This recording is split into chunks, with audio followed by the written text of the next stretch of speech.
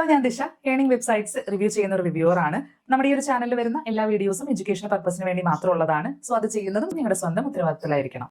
Hello, tech ടിപ്സിന്റെ മറ്റൊരു വീഡിയോയിലേക്ക് എല്ലാവർക്കും സ്വാഗതം. എല്ലാവരും സുഖമായിട്ടിരിക്കാമെന്ന് വിചാരിക്കുന്നു. അപ്പോൾ ഈ ഒരു ചാനലിൽ ഇന്ന് ഞാൻ പരിചയപ്പെടുത്താൻ പോകുന്നത് നല്ലൊരു വാക്കൻസിനെ കുറിച്ചിട്ടാണ്. ഇതൊരു ഗവൺമെൻറ് ജോബോ അതല്ലെങ്കിൽ എന്താ പറയുക പ്രൈവറ്റായിട്ട് നമ്മൾ ഫീസൊക്കെ അടച്ച് അപ്ലൈ ചെയ്യേണ്ട ജോബോ അല്ല. നേരെ മറിച്ച് ഗുരുവായൂർ ദേവസ്വത്തിൽ വന്നിരിക്കുന്ന ഒരു ജോബാണ്. അർഹതപ്പെട്ടവർക്കൊക്കെ അപ്ലൈ ചെയ്യാം. 30 വാക്കൻസീസ് വന്നിട്ടുണ്ട്.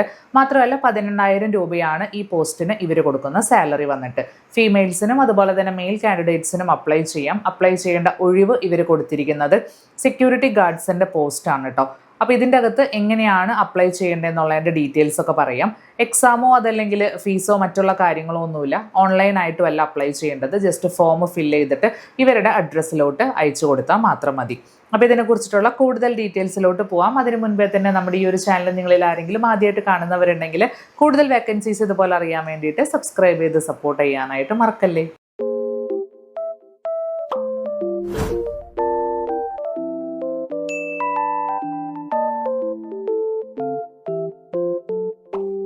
ഈ ഒരു ജോബിന് ഈ ഒരു ഗുരുവായൂർ ദേവസ്വത്തിലെ താൽക്കാലിക ഒഴിവുകളിലേക്കാണ് ഇവർ അപേക്ഷ ക്ഷണിച്ചിരിക്കുന്നത്. ഇത് 2 തരത്തിലാണ് ഇവർ കാറ്റഗറൈസ് ചെയ്തിരിക്കുന്നത്. ഒന്നാമത്തെ തസ്തിക വന്നിട്ട് സോപാനം വാച്ച്മാൻ്റെ പോസ്റ്റാണ്.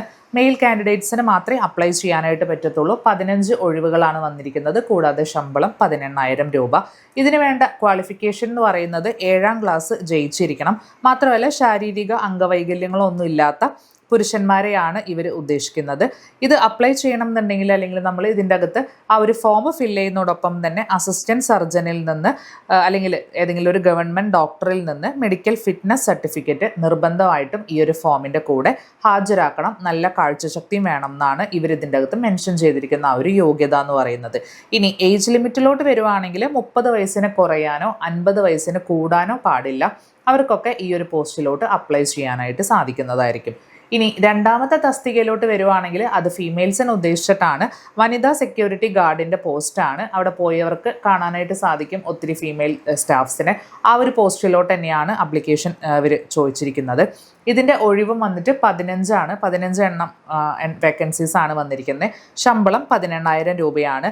ഇതിൻ്റെ യോഗ്യതയും മുൻപത്തെ പോലെ തന്നെ സെയിം ആണ്. 7ാം ക്ലാസ് ജയിച്ചിരിക്കണം. അതുപോലെ തന്നെ ശാരീരിക അംഗവൈകല്യം ഇല്ലാത്തവരായിരിക്കണം. ഇതുപോലെ സർജനിൽ നിന്ന് ഫിറ്റ്നസ് സർട്ടിഫിക്കറ്റ് നിർബന്ധമായിട്ട് വേണം. പ്രായത്തിൻ്റെ കാര്യം മാത്രമാണ് ഇത്തിരി കൂടി നിൽക്കുന്നത്.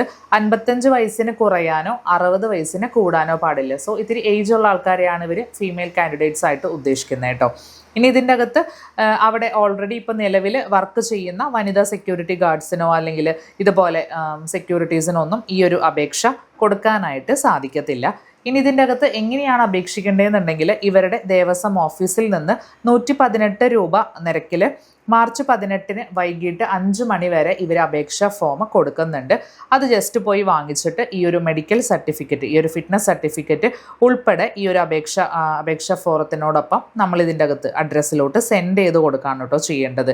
ഇനി ഇതിൻ്റെ അകത്ത് നിങ്ങൾ കൊടുക്കുന്ന മെഡിക്കൽ സർട്ടിഫിക്കറ്റിൽ സീലും അതുപോലെ തന്നെ ആ ഒരു ഒപ്പുവെച്ച ഡോക്ടറുടെ രജിസ്റ്റർ നമ്പർ എല്ലാ കാര്യങ്ങളും ക്ലിയർ ആയിരിക്കണം. ഇൻ കേസ് ഏതെങ്കിലും തരത്തിൽ ക്ലിയർ അല്ലാത്ത ഇമേജസ് ആണെങ്കിൽ ആ അപേക്ഷ അപ്പം തന്നെ റിജക്റ്റ് ചെയ്യുന്നതായിരിക്കും എന്നും ഇവർ ഈ ഒരു നോട്ടീസിൻ്റെ അകത്ത് മെൻഷൻ ചെയ്തിട്ടുണ്ട്. ഇനി ഇതിൻ്റെ അകത്ത് അപ്ലൈ ചെയ്യേണ്ട അഡ്രസ്സ് ഒന്നല്ലെങ്കിൽ നിങ്ങൾക്ക് നേരിട്ട് ഇവരുടെ ഓഫീസിൽ കൊണ്ട് സബ്മിറ്റ് ചെയ്യാവുന്നതാണ്. ഇനി അതിന് പറ്റാത്തവരാണെങ്കിൽ അഡ്രസ്സ് ഞാനിവിടെ മെൻഷൻ ചെയ്തിട്ടുണ്ട്. അഡ്മിനിസ്ട്രേറ്റർ ഗുരുവായൂർ ദേവസ്വം ഗുരുവായൂർ പിൻകോഡ് അടക്കം കൊടുത്തിട്ടുണ്ട്. അതിലോട്ട് നിങ്ങൾക്ക് മാർച്ച് 22-ാം തീയതി വരെ പോസ്റ്റൽ വഴി ഈ ഒരു അപേക്ഷ സെൻഡ് ചെയ്ത് കൊടുക്കാനായിട്ടും സാധിക്കുന്നതായിരിക്കും. അപ്പോൾ ഈ ഒരു ആപ്ലിക്കേഷന് താല്പര്യമുള്ളവർക്കൊക്കെ അപ്ലൈ ചെയ്യാം ഈ ഒരു വാക്കൻസിയിലോട്ട്.